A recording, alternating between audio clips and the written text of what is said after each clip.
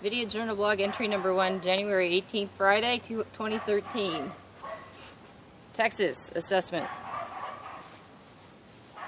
Frank, I'm going to send you portions of this video. It's a lot longer, but it takes a while to get it. It seems your boy here is really awesome. He's been trained with Pirelli. He's very sensitive. And so desensitization is going to be your key to keep him all in check. And I want to show you this. This is called the yo-yo game that Pirelli does to establish sensitivity and desensitivity. Tex knows it very well. And so I'll bring him to the center and show you. Here, buddy. He knows how to yield his hindquarters real well. So I'm going to draw him to me. Here. You see that light pressure? That's as much as he needs. Now some horses, what I'm going to do is I'm going to wiggle the rope and ask him to back up. I don't need a lot of pressure to do this because he already knows how. In fact, he knows it in spades. He's licking and chewing. What that means, he's licking his brain. What I mean by licking his brain, he's getting ready. He's rocking back on his back feet. He's anticipating my cue. I'm going to ask him to back up. That's the pressure that he understands. So when you're in a round pen session with him, and you're constantly chasing him with a whip, or if you are constantly chasing him with a whip, and you don't desensitize after you get done lunging him, he's going to end up having this edge to him that's permanent. So what you want to do when you do these exercises after you get done lunging him before you saddle him up, and I call it lunging for respect, is that you want to rub all over him. The other thing I would like for you to do is come up to him and ask him to put his head down. See how he does that? I did that in about 10 minutes, asking him that. That's going to lower his energy, and everything that you do, ask him gently and consistently. Use, what's the phrase? As little as it takes and as much as you need. So with him, what he needs is a lot of this. A lot of desensitization, a lot of patting down. You see that side right here is flinchy. You pat until he's not flinchy anymore. And you see his head, his carriage of his head is not as high. And that's a fly.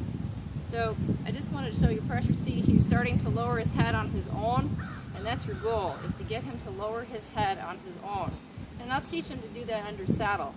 Horses get addicted to lowering their heads because it makes them feel relaxed.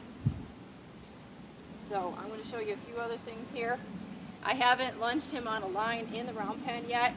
Whether he's had a round pen experience or not is irrelevant. This is establishing the leadership role in your relationship. It's super duper important.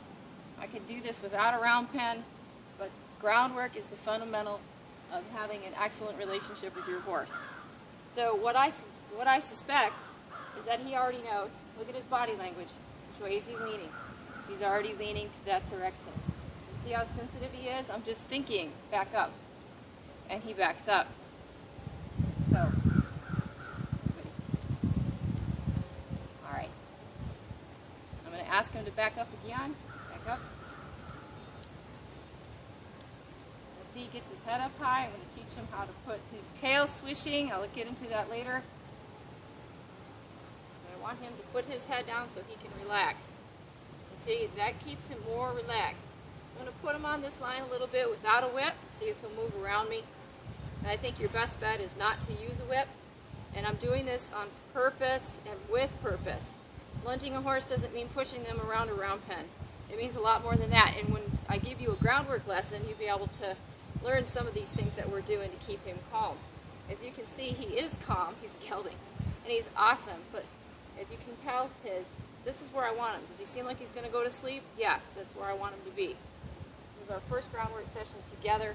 And then later this afternoon, I'm going to teach him how to park out. So let's see if he knows how to go around me on the line. He's anticipating me. I don't want him to do that. Ready?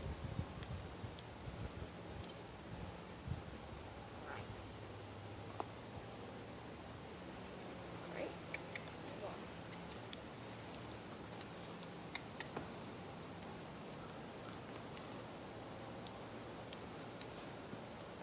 he's had a lot of this kind of stuff. This is the goal. When you have a horse going around on you, they will tell you that they respect you by keeping the slack in this line. If they don't keep the slack in the line and they're pulling on you and everything, then they're not respecting you. The relationship needs improvement. I'm going to ask him to change direction. Okay, he doesn't know how to do that. That's fine. He's getting a little worried about it. That's okay. So what I'm going to do is get him moving a little bit quicker.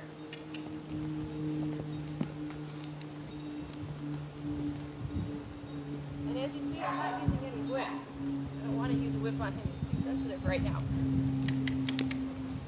I want his head towards me, his butt away. All right, I'm going to ask him to stop. Yield those back quarters by stepping into them. And having him face me. See that high-headedness that you're getting here? He's been pushed around too much from the drive line. And what I mean by the drive line, I'm going to show you something. Horses are divided in 3 sections on their bodies. If you want to push a horse around pen, you have 3 sections. You have from the nose to the shoulder. This is the walk section. From the shoulder to about here. This is the walk to the faster trot. And back here, right on this hip, is called the drive line. Push a horse from here, he'll be really speedy. If you don't rub him down after you do this, he'll get whip sensitive. So all this is relationship building stuff. The object of pushing a horse around without a line is to get him to give you his 2 eyes and 2 ears. And as you can see, he's relaxing. His tail swishy comes from a little soreness in the back. He's got a little hitch in his get along, which is typical for gaited horses. And I want to show you some weakness back here from being on his forehand. You should not be able to pull him over. I'm going to do it on this side, so I'll show you. He's got more strength on this side. So what I want you to do is pay attention in a creaky pop that you have back here in the stifle joint. So today, I'm going to teach him how to park out. I haven't asked him yet.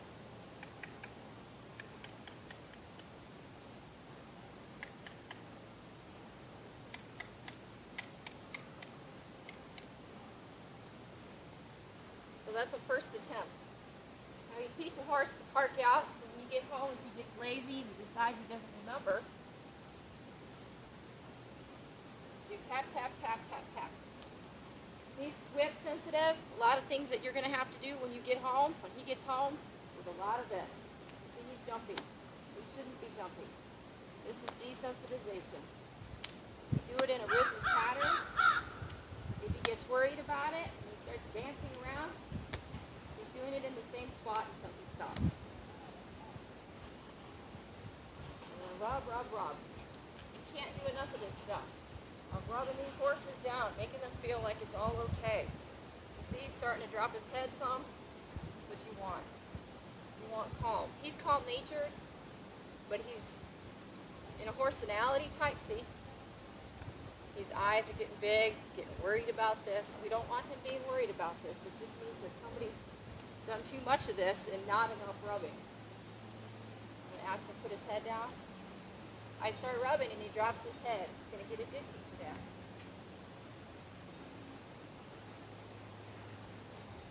But he is very sensitive.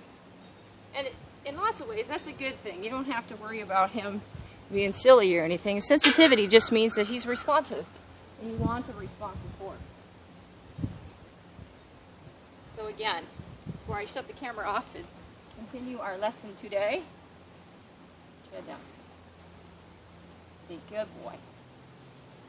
Tread down, tread down, tread down. Good boy, that's what I want. And I want him to stay there. And he's going to learn that by keeping his head down like this, he's going to feel more comfortable. And when I teach him this under saddle, if you ever feel like you're in trouble or you're not having enough confidence to ride him out in a certain situation where he may be worried about it or anxious, I'm going to teach you how to get his head down and stay down like this. So over and out. Video journal blog entry. Texas Armed and Dangerous. Friday, January 19, 2013.